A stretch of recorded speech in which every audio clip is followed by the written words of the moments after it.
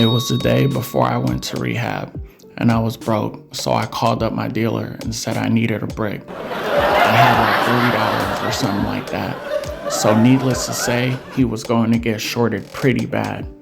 I had a 20 and I went to go get some singles from the gas station. I had been with this dude for a while, so I wasn't too nervous about him counting the money when he stopped at my window. It was around 1:30 in the morning, and I took my dad's fishing truck to go meet him up in the projects where he lived.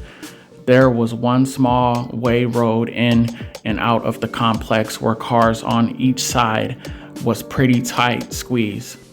I called my dude and let him know that I was pulling up.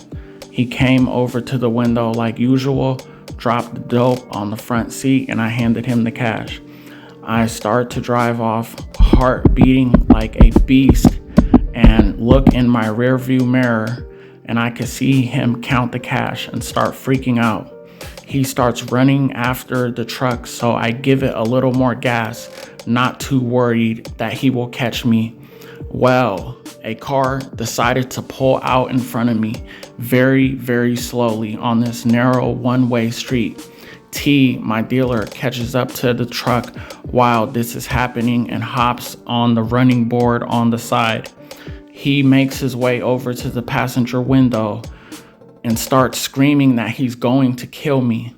He reaches down and grabs his gun. I reach down and grab a fillet knife. I swing it wildly at his arms and hands. I make contact and he falls off the side of the truck into one of the cars on the side of the road. I give the truck everything it's got as I'm vomiting out the window from a combination of being dope sick and the adrenaline rush.